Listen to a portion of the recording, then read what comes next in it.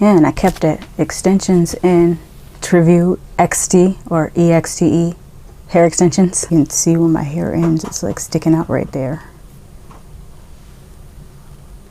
Thank goodness I found this on YouTube with subtitles because I've been wanting to check it out. In case you haven't seen my previous video, yes, I did review the South Korean film The Wig, aka Scary Hair, and the other film by the same name, Hair Extensions, that's from 2014. So check that video out. At the time I was about to review the other movie called Hair Extensions, I didn't realize that there were two movies with the same or nearly the same name, so I had to check this one out as well. Even more so when I saw the trailer for Bad Hair, because that trailer reminded me of the trailer for these movies. And this movie is, of course, about cursed weave. I was unsure if the other movie called Hair Extension was an unofficial sequel to this, because there is a character in this named Mommy who's a little girl, and there's an adult woman in the other movie called Hair Extension who's also named Mommy. So I wondered if they were the same character. They are not. These movies are not connected in any way other than the premise. This is a horror comedy, and it goes back and forth between horror and comedy. There's no rhyme or reason to when or how the tone shifts. It just does multiple times during the movie. There's a character in this that every time you see him, it's a WTF moment. You wanted to say, stop being weird. And then I remembered, it's Japan. I'm not going to give you a play-by-play about what happens because this movie deserves not to be spoiled. The story is compelling, and there's a dramatic subplot involving the character's sister and niece. There's also a lot of different effects with the hair. Some are practical, some are CGI, some are a combination of both, but both types worked well in my opinion. There's a sequence in this that kind of feels a little bit like Saw and Hostel, but most of the sequences feel trippy. The part that's like Hostel and Saw only happens one time for 2 minutes during a flashback sequence. Like I said, most of the scare scenes have a way more trippy feel to them. Think Tetsuo the Iron Man, but with hair. And without that sped up film style. Some of the effects with the hair reminded me of this one story in John Carpenter's Body Bags that was about this guy who was losing his hair, and he volunteered to have an experimental hair restoration, and things went horribly wrong. This had moments of suspense, surprise, and comedy. I think it's a modern classic. If you like Japanese horror, it's not for everyone. You have to have a certain type of sense of humor, and if it's not for you, that's okay. But I liked it a lot. I recommend this movie if you like Japanese horror, and since available for free on YouTube, you can't really go wrong, can you? I'm gonna go check out Bad Hair, and I'll be right back.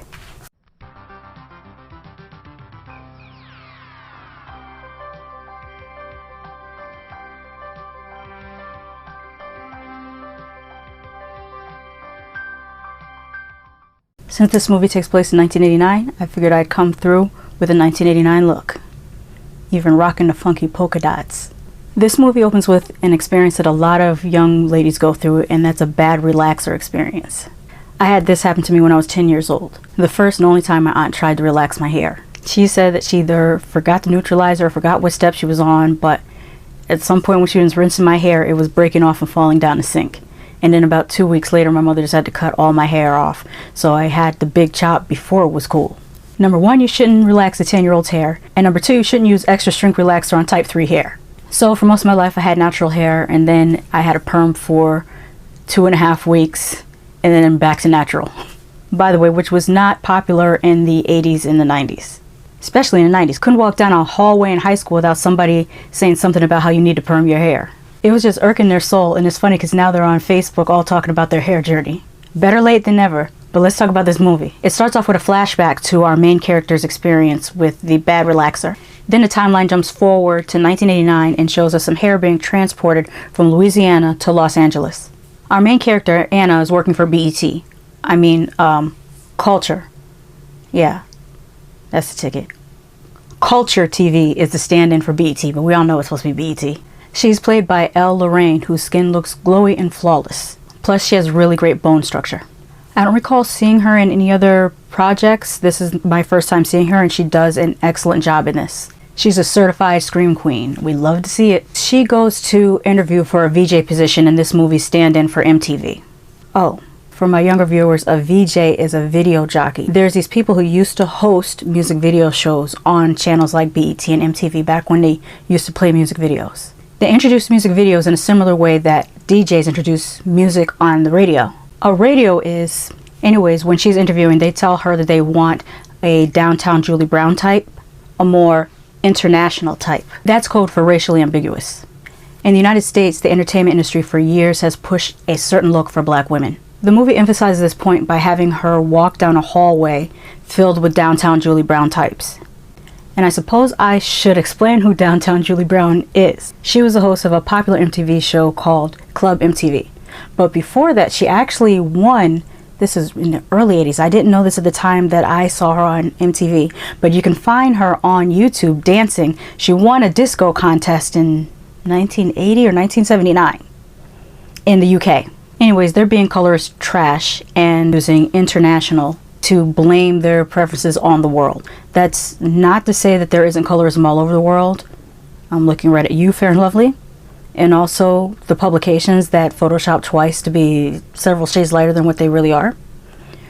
But it's disingenuous to act like, oh no, it's not because of us, it's all those people over there. That's what they want to see. We're just doing it for them. When really, America has a huge colorism problem as well. That's why you see artists like Azealia Banks and Kelly Rowland having a far larger fan support outside the United States than in the United States. Also, a lot of entertainment executives are 70 plus years old, so they think the world is still in the madman era that's in their heads. Side note, I've noticed a particular type of colorism that I've seen in Europeans and European Americans. Why are redheads so reviled? I don't understand.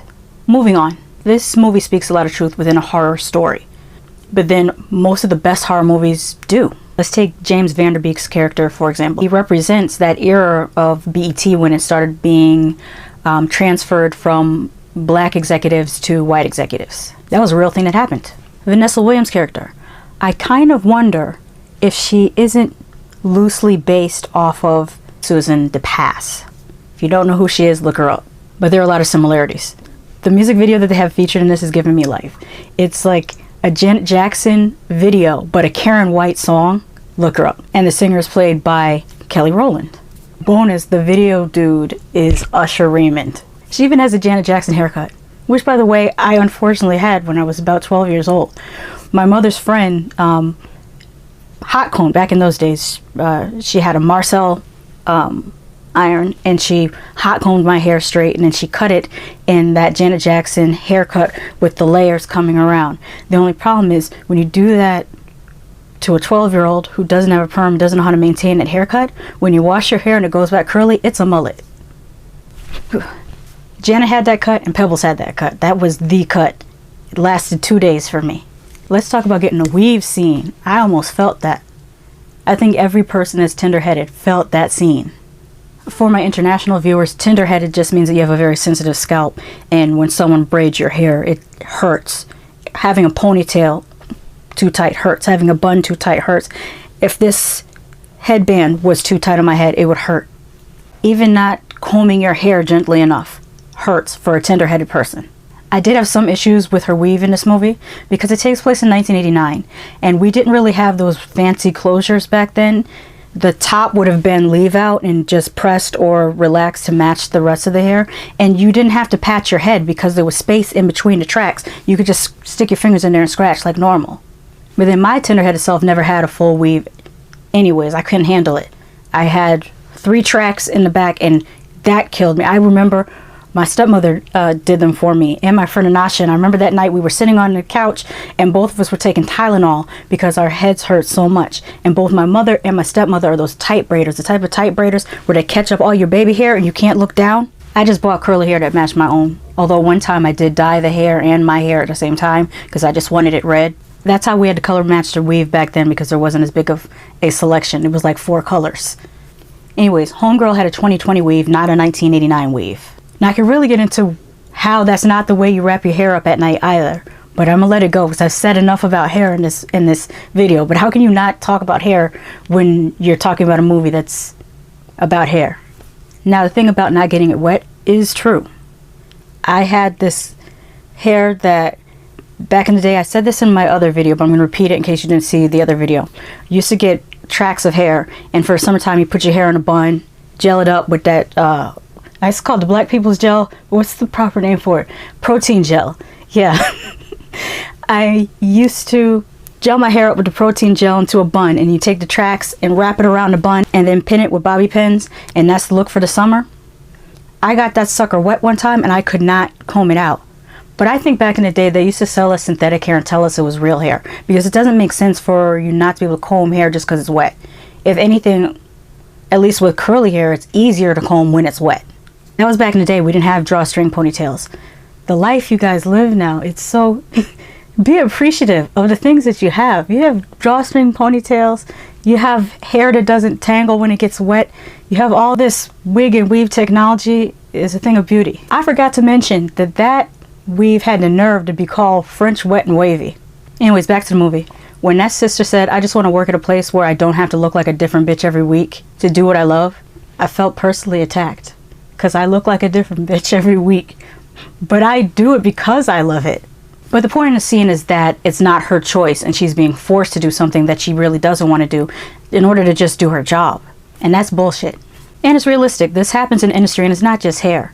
It's nose jobs. It's liposuction. It's anything that you can think of that you don't want to have done to your body, but someone pressures you to do to your body. Hair plugs for men. I can never look at Joel McHale's scalp the same. So anyways, at the party, they have these millennial actors trying to dance like Gen X, and they're just a little too stiff. They get the steps right, but they're too stiff. You gotta loosen up. You can't be that stiff. Except for Tio Choco. He gets the moves right. I don't know how old he is, but he gets the 90s dance moves right. The music in this was everything. I happen to like New Jack Swing, so I was gonna love it either way. I happen to notice that the director scored some of the songs on the soundtrack as well. But I would be remiss if I did not mention the costume design. The costume designer put their foot in this. They captured 1989 pretty closely. I really like the scare scenes. They were creative and funny. The CG isn't the best, but I still enjoyed those scenes. I don't know why my sister said, I don't get the big deal. Go to the market, get some raw meat, and dip your hair. Do a meat rinse and get your coin.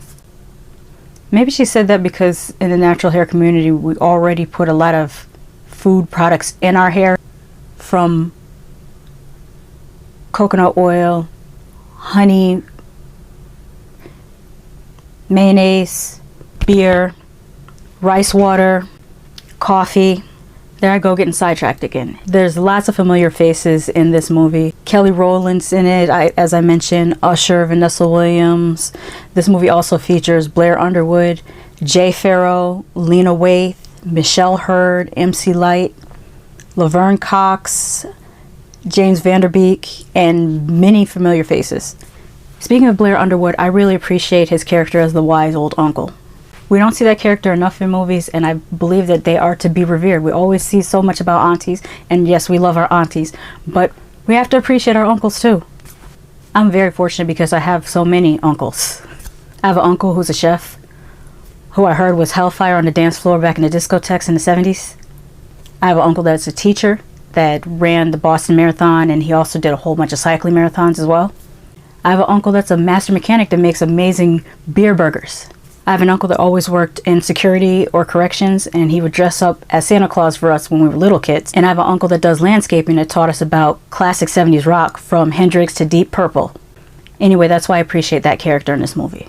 I love the ending of this movie. The way she had to defeat the evil hair works on 2 levels. Since I don't want to spoil it, I'll talk about that spoiler after the end card of this video. This movie was a lot of fun and had social commentary. And you can have fun while doing that without re-traumatizing people.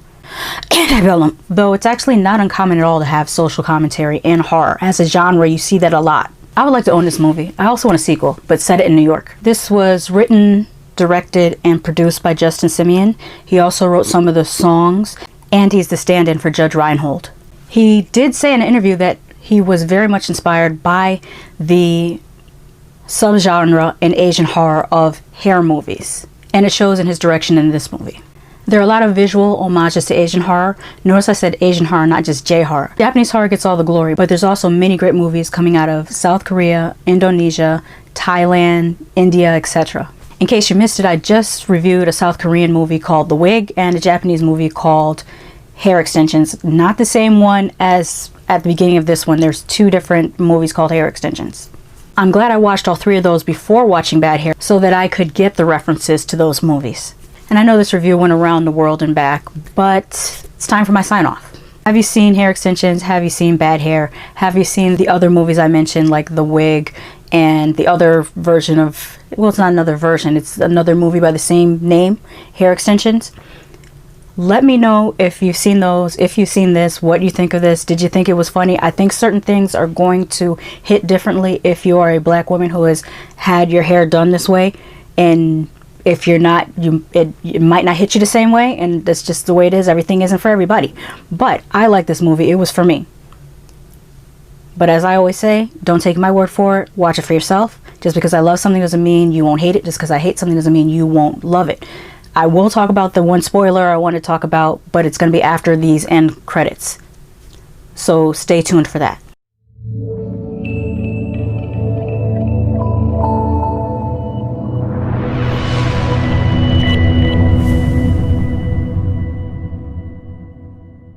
Spoiler time.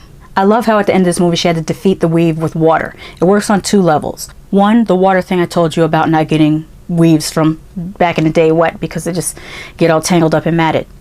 But two, because there's a witch involved in the backstory of this cursed hair. And how did we defeat the witch in Wizard of Oz? Water. Anyways, I really like that ending a lot.